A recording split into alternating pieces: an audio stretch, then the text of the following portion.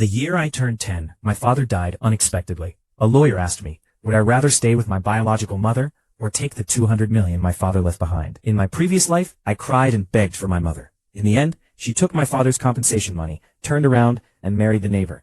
Old Wang, no, Uncle Zhao. I became nothing but a burden in their eyes, worked to death on a construction site. I died at just 28. Looking back on that pathetic, laughable life, I was utterly, completely stupid. Now, at the crossroads of fate again, the woman before me wept dramatically. Old Ning, how could you leave? How are we, a widow and orphan, supposed to go on? She cried as if her heart were breaking, limp and boneless. In my last life, I was fooled by this act. I thought she was truly devastated, that she couldn't live without me, so I threw myself at her, hugging her leg, crying and begging to stay with her.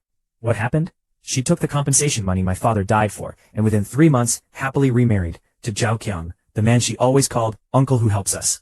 Before my father's ashes had even cooled, that man moved into our house, slept in my father's bed, and I became the extra, unwanted presence, the burden they wished would disappear. Zhao Qiang had a son, 2 years older than me. He treated me like an eyesore. Li Lan, to please that son, beat and scolded me without mercy. The money my father left became their family's ticket to a life of leisure, became my stepbrother's funds for chasing girls and showing off. I couldn't even afford tuition. I had to collect scrap to make ends meet. I didn't finish high school before being kicked out to work. Every penny counted.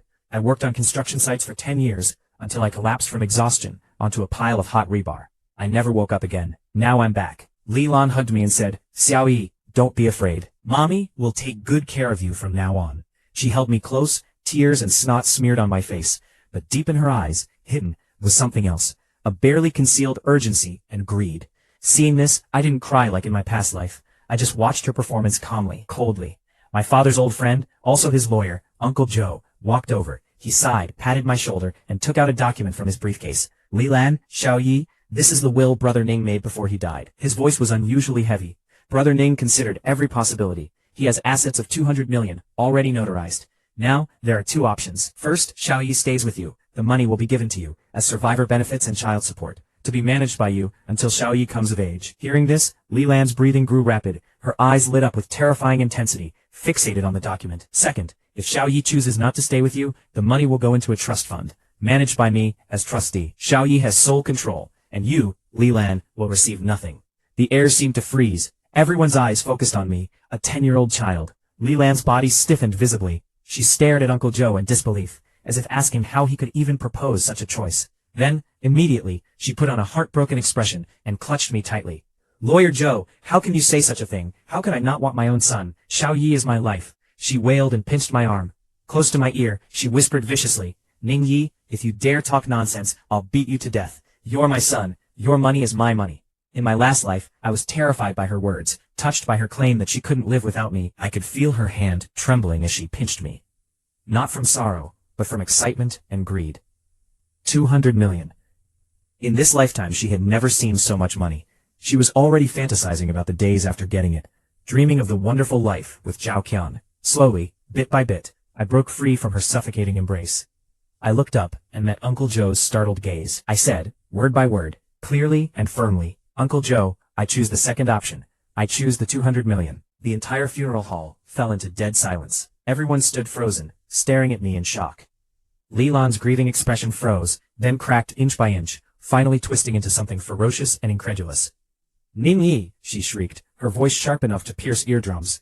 I repeated calmly, my voice soft but like a nail, I don't want you. I want the money. Are you insane, you unfilial child? I'm your real mother. Li Lan completely lost control. She lunged at me like a shrew, raising her hand to slap my face. But her wrist was caught by Uncle Joe. His face dark, he said, Li Lan, please calm down. We are at Brother Ning's funeral, and this is Yao Yi's own choice. What does a child know? You must have put him up to this. Uncle Joe threw her hand off in disgust.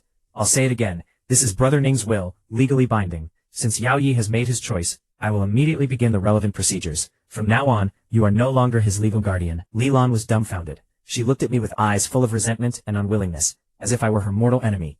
She probably couldn't understand how her once weak and obedient son had become so strange and cold. I couldn't be bothered to deal with her anymore. I walked to Uncle Joe and tugged at his sleeve. Uncle Zoe, did my father already know? Uncle Zoe's body trembled. He crouched down to look me in the eyes, then nodded painfully. Your father was a smart man. He loved you so much. That one sentence made my eyes go red instantly. Yes, my father was so smart. He must have seen Leland's fickle nature long ago. He only endured it to give me a complete family. Then, when he learned he had a terminal illness and little time left, he paved this path for me. In my last life, I was too foolish. I personally destroyed the last bit of love my father left me. This life, I won't make that mistake again. I choose the 200 million. Leland was eventually dragged away by relatives. The look of spite she gave me as she left is etched into my memory forever, but I don't care at all. From the second I made that choice, our bond as mother and son was severed. All that remains is hatred. Uncle Zoe became my guardian. He was an honest, reliable man. After my father's funeral, he took me to live in his home. He showed me a long list of investments, projects my father had researched with him before dying, but I flipped straight to the last page. Uncle Zoe, sell all of these. He was stunned. Xiaoyi, these are blue chip stocks. Your father carefully selected them. Very stable. I shook my head. Too slow. I reached out and pointed to a few inconspicuous names on the list. Put all the money into these companies. Uncle Zoe frowned. Tencent, Alibaba, what kind of companies are these? I've never heard of them. Xiaoyi, investing is no joke. Uncle Zoe, do you trust my father? He paused, then nodded without hesitation. Of course. My father told me in a dream. It was a lame excuse, but Uncle Joe looked into my eyes that were far too calm for a 10-year-old. And somehow, he nodded. He didn't know that the names I pointed to would, in the next decade, shake the world and become the most massive business giants. And I would become their most mysterious shareholder. After arranging all that, I completely relaxed. I set a new life goal for myself. Lie flat. Yes, lie flat. In my last life, I worked myself to death. In this life, I wanted comfort. I had Uncle Joe find me the best private school. Not for the studying, but for the environment and the good cafeteria food. I started working out, not for any other reason, but to have 8-pack abs and a nice V-taper for good-looking clothes. I began studying the 8 great cuisines of China and learned to brew my own wine. Not to become a chef, but just to satisfy my own appetite. I dumped all the troublesome matters onto Uncle Joe, and later, onto a professional team he helped me assemble. The lead man was called Old Wu, a Wall Street returnee I lured with triple his salary. I had only one requirement for him: don't bother me. Handle things yourself. If you can't handle it, let it go bankrupt. Old Wu looked at me like I was a spoiled, spendthrift rich kid, but he faithfully carried out my orders. So my life became, boss, Tencent stock has tripled again. We've made 5 billion. Got it. Don't disturb me while I'm researching Buddha jumps over the wall. Boss, Alibaba is about to go public. Our original shares are expected to be worth over 100 billion.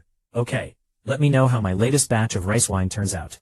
Boss, that piece of land you casually bought last time, the government just designated it as the central business district for the new area. Its value has increased 100-fold. Old Wu gradually got used to my laid-back attitude and even started filtering out the unimportant stuff. Deals worth just a few billion. I went further and further down the path of doing nothing. My wealth grew like a snowball out of control, but I became numb to the numbers. I only cared about making myself more comfortable. I became a mysterious legend among the ultra-rich. No one knew who I was. They only knew that there was a mysterious Mr. Ning, immensely wealthy but elusive. Then when I turned 18, a woman appeared who disrupted my peaceful do-nothing life. Xiao Wanqing, my former fiancé. The engagement between Xiao Wanqing and me was arranged by our grandfathers as a child betrothal. After my father died and our family fell from grace, no one mentioned the marriage. But no one expected that the inheritance my father left would, over 10 years, ferment into a vast business empire. Although I deliberately kept a low profile, the resurgence of the Ning family inevitably caught the Xiao family's attention. So, on my 18th birthday, Old Master Xiao brought his precious granddaughter to our door, claiming they wanted to honor the original engagement. The first time I saw Xiao Wanqing was in Uncle Zoe's living room. She wore a well-tailored white suit, her long hair impeccably pinned up. She was beautiful, but cold as an iceberg, radiating an air that kept people at a distance. She was the quintessential strong female executive, raised as the family heir, intelligent, powerful, calm. It was said she earned a double doctorate at 20, took over the family company at 22, and was ruthless enough to make seasoned businessmen wary. Her world revolved only around career, profit, and data. She considered feelings her weakest point. Ning Yi, right? She sat across from me, legs crossed, scanning me like a scanner, with undisguised scrutiny and disdain. I had just finished a workout, and was wearing loose sweatpants, my hair still damp with sweat. Yeah, I answered lazily, leaning back on the sofa, and picking up an apple to munch on. My attitude clearly displeased her. She frowned slightly. I heard you stopped studying after high school. Studying is too tiring. Then what are you doing now? Working out, cooking, brewing wine, researching how to lie down more comfortably. I told the truth. Xiao Wanqing's lips curled into a mocking smile. So you're just a good-for-nothing wastrel. You could say that. I shrugged indifferently. She let out a cold laugh, her contempt even more evident. Ning Yi, let's be frank. This engagement was a joke between our grandfathers. It doesn't mean anything. My husband must be a man strong enough to stand beside me as an equal, not a parasite who only knows how to eat, drink, and laze about. So, I looked at her with interest. So I want you to go to my grandfather yourself and break off this engagement. Her tone was commanding. As compensation, I can give you some money or arrange a cushy job for you at our company. I nearly spit out my apple. Give me money? Arrange a job for me? She had no idea that the Xiao group, her pride and joy, wasn't even worth a fraction of my assets. I looked at her arrogant expression and found it amusing. In my last life, I didn't even qualify to meet her. In this one, here she was sitting across from me, offering compensation as if she were doing me a favor. I wiped my mouth and grinned. Okay. Xiao Wanqing froze, surprised I agreed so readily. What kind of compensation do you want?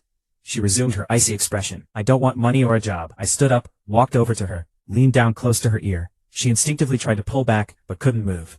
I could smell her cold perfume. Lowering my voice so only we could hear, I said, I want you to go to your grandfather yourself and tell him that you aren't good enough for me. Xiao Wanqing's pupils contracted sharply. She had probably never heard such arrogance in her life. She shoved me away hard, her face flushed with anger. Ning Yi, don't be so shameless. Shameless? Face is earned, not given. I sat back down and crossed my legs. Miss Xiao, you're the one who looked down on me first. Isn't that true? She glared down at me. What else can you be called? Someone like you, what can you do besides rely on family connections? All day you do nothing, mooching off life like a parasite. What's the difference? The difference is I enjoy it. I spread my hands. I live my life my way. Unlike some people who live like Jingmi machines, calculating gains and losses for every emotion. My words apparently struck a nerve. Her face paled slightly, and she clenched her fists. We have nothing to talk about. I will break off the engagement. From today, we are done. With that, she turned and strode away, her proud back like that of a defeated white swan refusing to bow. Uncle Zhou came out of his study, looking worried. Xiao Yi, isn't this too rash? The Xiao family has considerable influence in the capital. Uncle Zhou, relax. She's the one who wants to break it off, not me. Besides, someone who can't even decide their own marriage, how much ambition could they have? I watched the direction Xiao Wanqing had disappeared, my eyes calm. In my past life, she was a bright moon in the sky, out of my reach. In this life, she was just a pitiful person trapped by her family. I wondered what expression she would make when she found out the truth. That would be interesting. The engagement storm soon passed. Xiao Wanqing kept her word, and within days the Xiao family formally announced the cancellation. I happily continued my carefree life. Old Wu's daily phone calls still reported how many billions I'd made. My personal wealth had ballooned to a number I couldn't be bothered to calculate. But I still wore my cheap tracksuits and drove an ordinary car, shuttling between the gym and the grocery store. Until one day, I met an angel in a dessert shop about to go out of business. It was a tiny shop in a deep old alley, decorated with antique charm, selling nearly forgotten traditional Chinese sweets. I was drawn to a handwritten wooden sign outside, today's special, osmanthus sugar steamed chestnut cake. This dessert was my favorite that my father used to make for me. I pushed open the door. A wind chime tinkled. A girl in a light teal cheongsam came out from the back. Her long hair reached her waist, her face was bare, and she wore a slightly startled expression. Seeing her, my heart missed a beat. It was a strange feeling. She wasn't stunning like Xiao Wanqing, but as pure and clean as a clear spring, instantly calming. Excuse me, do you still have the osmanthus sugar steamed chestnut cake? My voice came out a little hoarse. The girl blinked, then gave a gentle smile, like a spring breeze rippling across a lake. Yes, please sit down. I'll get it for you. Her voice was soft and sweet. I took a seat by the window. Soon, she brought a delicate plate of the cake, shaped like little plum blossoms, topped with glistening osmanthus sugar, emitting a tempting aroma. I took a bite. This was the taste, exactly like my father's. A warmth rose in my heart, and my eyes grew moist. How is it? The girl sat across from me, propping her chin on her hands, looking at me expectantly. Delicious, I said sincerely. Just like my father used to make. Really? Her eyes lit up. This recipe was handed down from my grandmother. She said very few people make it anymore. Your grandmother must have been amazing. She proudly straightened her chest. Yes, my name is Shen Yuchu. I opened this shop, and you? Ning Yi. We talked like old friends. I learned that her family had a deep history. Her ancestor was an imperial chef. She had grown up, immersed in these traditional crafts. She didn't like the corporate grind, so she opened this small shop, wanting only to preserve these beautiful flavors. Her values were astonishingly similar to mine. We both loved the slow pace of life. We both had an almost stubborn passion for traditional culture. That afternoon, I sat in that tiny dessert shop and talked with her for a very long time. The sunlight streamed through the window, casting a golden glow on her. Watching her speak with sparkling eyes and occasionally show adorable smiles, something in my heart felt filled. I suddenly felt that my heart, which had grown old and hard from rebirth, was beginning to soften again. From that day on, Shen Yuchu's dessert shop became my new home base. I went every day without fail. Sometimes just to eat a new dessert she made, sometimes to drink tea she brewed. But more often, I just sat there and quietly watched her work. She was always busy. The shop had only her, preparing ingredients, making desserts, serving customers, cleaning. She did everything herself, but she never complained. Her face always held a contented smile. First, with washing dishes, then with prepping vegetables. Eventually she even let me into her kitchen to watch her make desserts. One time, while I was helping her carry a heavy bag of flour, I'd just come from the gym, and was wearing a tight tank top. Shen Youchu stood behind me, staring at the muscles bulging in my back. Her cheeks were slightly flushed.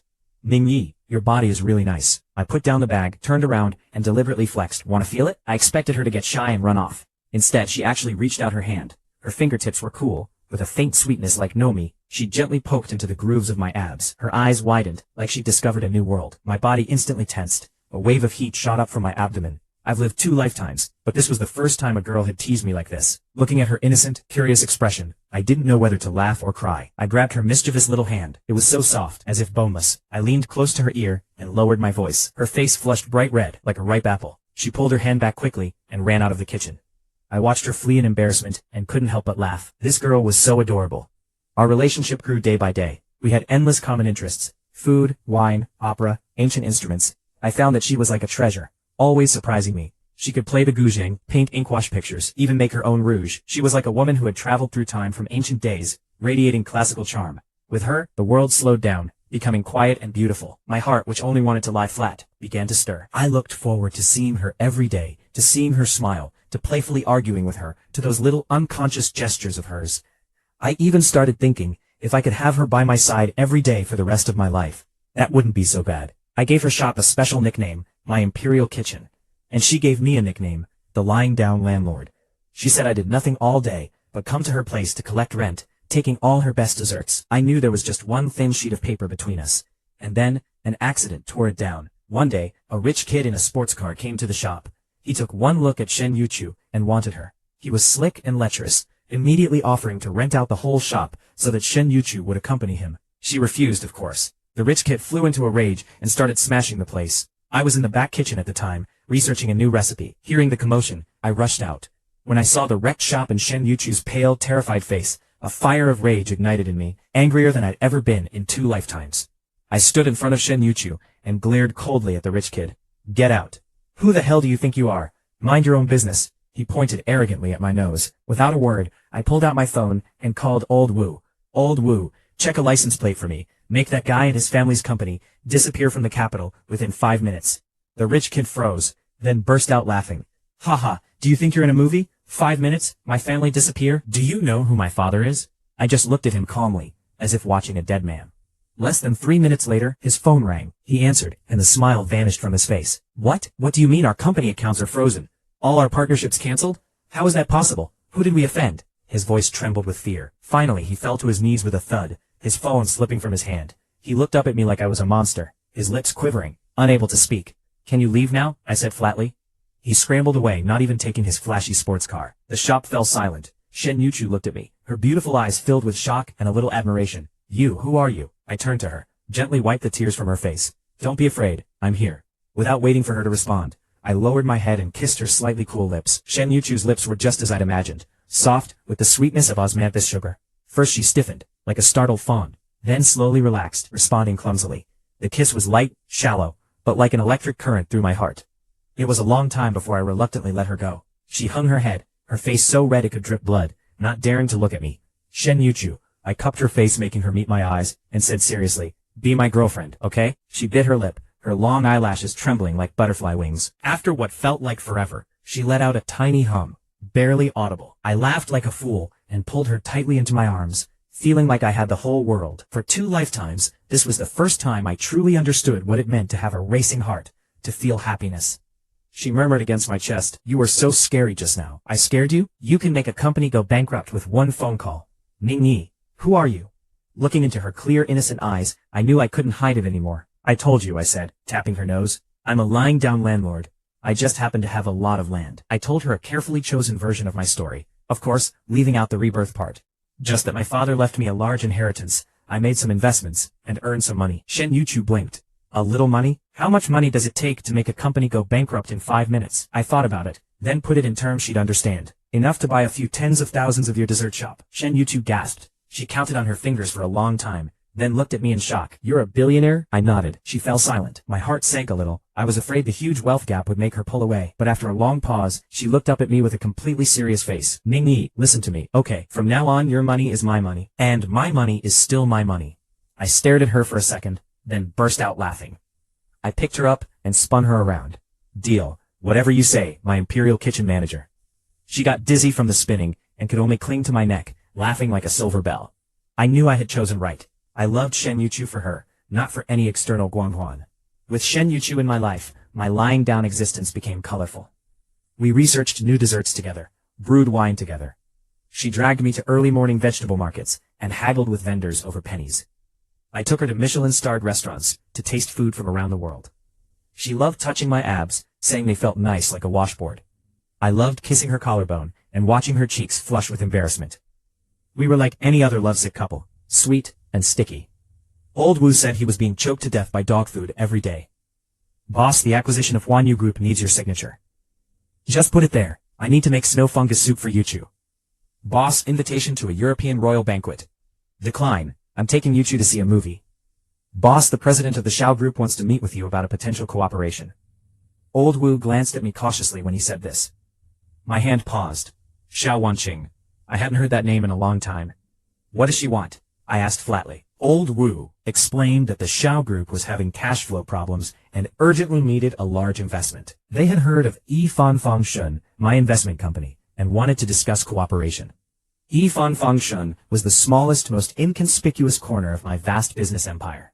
But even that small corner was a behemoth the Xiao Group could only look up to. How the tables had turned. The icy CEO, who had once looked down on me, saying I wasn't good enough, now had to come begging for my investment. A playful smile curled my lips. Tell her. If she wants to talk, she can come to my imperial kitchen in person. Old Wu looked confused. Imperial kitchen? Yuchu's dessert shop.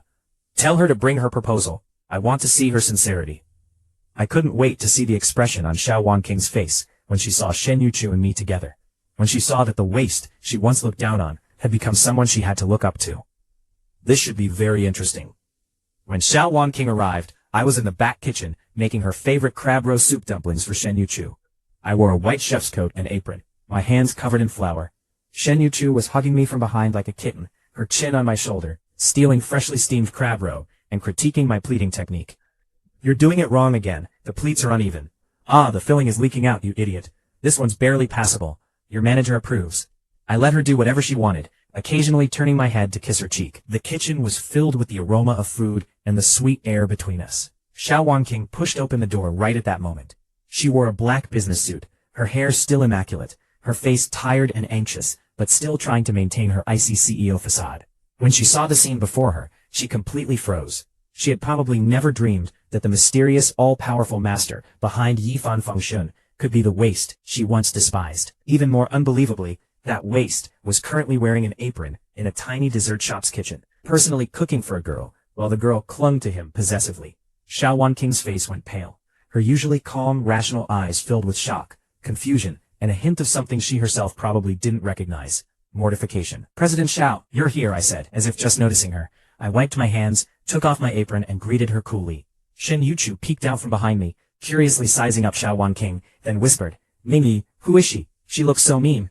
Someone who came to beg for food. I smiled and pinched her nose.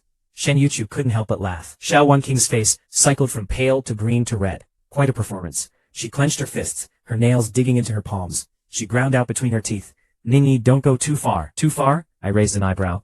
President Xiao, if I remember correctly, you were the one who said we were done. Now you're coming to me voluntarily. If that's not begging, what is? I pulled Shen Yuchu to a table outside and placed a steaming basket of soup dumplings in front of her. Try them while they're hot. Then I slowly turned to Xiao Wanqing and made a sit-down gesture. President Xiao, have a seat. Tell me what this is about. My manner was casual, dismissive, like I was dealing with someone irrelevant. This was nothing like the business negotiations she had imagined. No back and forth, no sparring. Only dominance, total, crushing dominance. Xiao Wanqing took a deep breath, forcing herself to calm down. She pulled out a chair, sat across from me, and slid a thick document across the table. Mr. Ning, this is the Xiao Group's 5-year development plan and our current financing proposal. I hope you. I raised my hand to interrupt her. President Xiao, you seem to have misunderstood something. Right now you are asking me for a favor, not the other way around. I leaned back in my chair and spoke slowly. I'm not interested in your plan. I only want to ask you one question. I pointed to Shen Yuchu beside me, then to myself. Do you think she and I make a good match? Xiao Wanking's body trembled violently. She looked at me, then at Shen Yuchu, who was happily nibbling on a soup dumpling, with a blissful expression on her face. Her lips moved, but no words came out.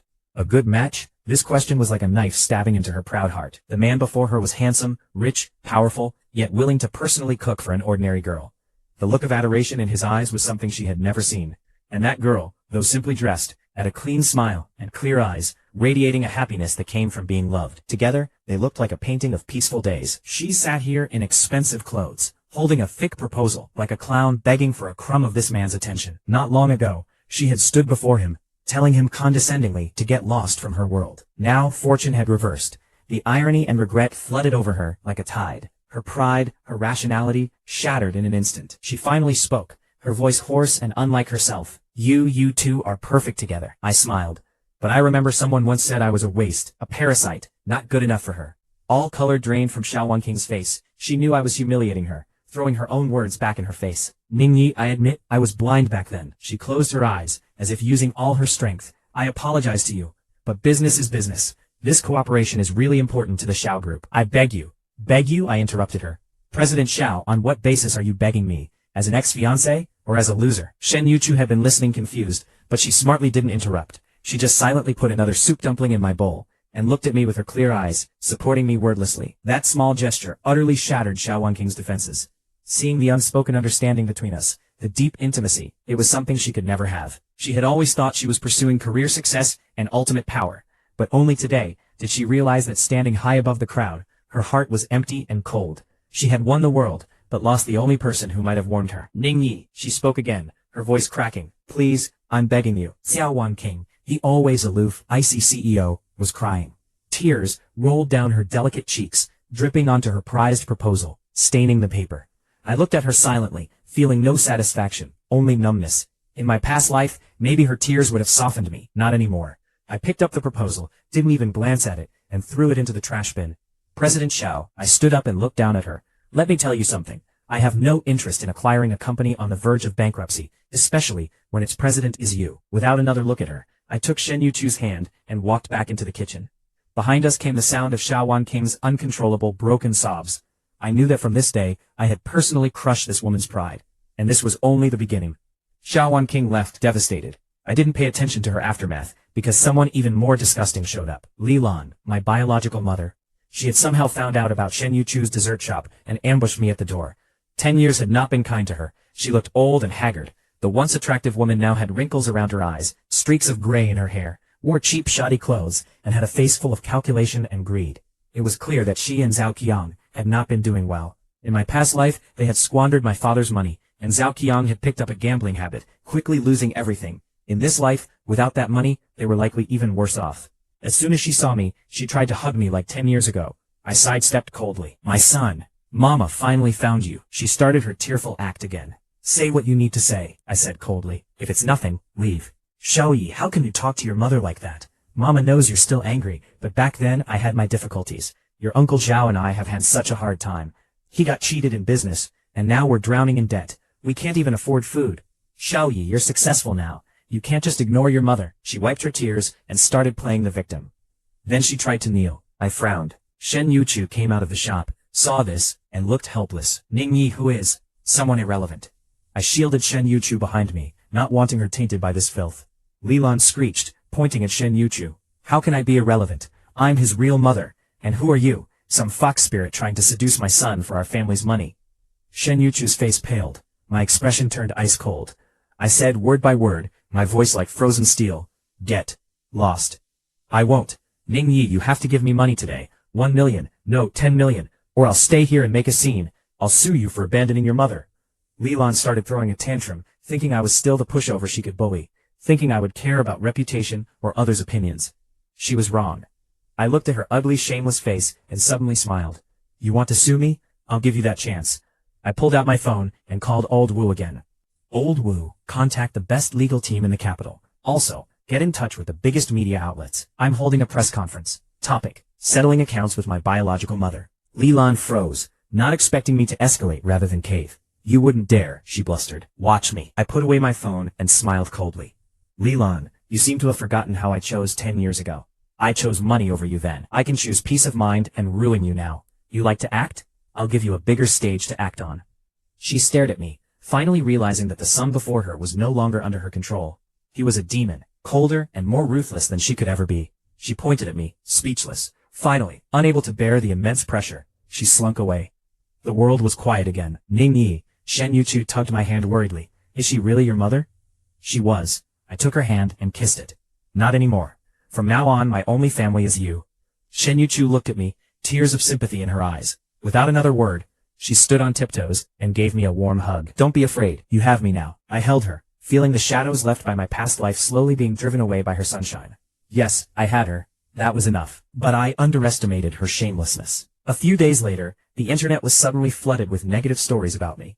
Mystery billionaire Ning Yi is a modern-day Chen Shimei, abandons fiancé for mistress and casts aside destitute mother. Breaking, 100 billionaires' rise to fame was built by bleeding his own mother dry. Bitter mother's lament. My son was stolen by a fox spirit. One tear-jerking sob story after another painted me as an ungrateful, heartless, lecherous bastard who abandoned his mother. Lilan was portrayed as the poor, loving mother cruelly cast aside by her son. Shen Yuchu naturally became the fox spirit who destroyed our mother-son bond. There were even candid photos of Shen Yuchu and me eating at a small street-side shop. Public opinion exploded. Countless netizens fooled by these stories began attacking me online. My name trended on social media for the first time. Some extremists even doxed Shen Yuchu's dessert shop, splashing paint on the door, throwing trash and calling her a homewrecker. Shen Yuchu was terrified and didn't dare open the shop for days. She hid in my arms, crying in grievance. I held her, my heart aching beyond measure. Ning Yi, I'm not a fox spirit. I know you're not. Don't be afraid. I'm here. The killing intent in my eyes was unprecedented. Lilan, Zhaoqiang, you have really pissed me off. I was going to let you just rot on your own, but you had to go after the person I care about most. Fine. Don't blame me for being ruthless. The results came back quickly. Lilan and Zhao Chang had hired a third-rate marketing company, bought bots, and staged this whole drama. But what surprised me more was that Xiao Wanqing had a hand in it too. Although she wasn't directly involved, her PR company had played a role in amplifying the smear campaign. Wonderful. Truly wonderful. My shameless mother and my bitter ex-fiancé, working together. Since you like teaming up, I'll send you both to hell together. I didn't rush to refute the claims or take down the trending topics. I let the rumors fester. I wanted them to climb higher, so they would fall harder. 3 days later, just as the online attacks against me reached their peak, I held the press conference I had prepared for Lilan. It was at the largest ballroom, in the most dingy 7-star hotel in the capital. I invited hundreds of mainstream media outlets from across the country. An unprecedented scale. Lilan was also invited. She probably thought I was going to give in and give her money. Her face wore a smug smile. Xiao Wanqing also came, sitting in an inconspicuous corner, wanting to see how I would handle it. I wore a well-tailored suit, held Shen Yuchu's hand, and walked onto the stage. She was nervous, her palms sweaty. I gave her a reassuring smile. The flashbulbs went off like crazy. I cleared my throat, faced the wall of microphones and cameras, and spoke my first words. Hello everyone, I am Ning Yi. Today I've invited you all here to tell you a story about choices. I told the story of my 10-year-old self, from my father's will to Lilan's threats to my final choice. I spoke calmly, without a trace of emotion, as if narrating something that happened to someone else. But the entire venue fell into dead silence. The journalists were stunned. They hadn't expected such a monumental reversal. She tried to rush the stage to argue, but my security held her back. Of course, my word alone isn't enough. I snapped my fingers. The large screen behind me lit up, playing an audio recording. It was Lilan threatening me at the funeral 10 years ago, her voice clear. My father had been paranoid, and Uncle Zhou had recorded the whole conversation on his recorder as a precaution. He never thought it would be put to use today. The recording caused an uproar. All the flashbulbs turned on the ashen-faced Lilan. Fake. That's fake, Lilan screamed hysterically. Fake? Then is this also fake? The screen changed, showing a video. It was Lilan and Zhaoqiang at an upscale restaurant, clinking glasses in celebration, less than a month after my father's death. Lan, I told you that kid was an idiot. He would definitely choose you, Zhaoqiang said. Of course, he's my son. I know him. Once we get those 200 million, we'll travel the world. Cheers, to our wonderful future. The two laughed merrily in the video, utterly shameless. Old Wu had used some special methods to recover this video from the restaurant's security system. Ironclad evidence. Lilan could no longer deny it. She collapsed into a puddle on the floor. And we're not done yet, I said coldly.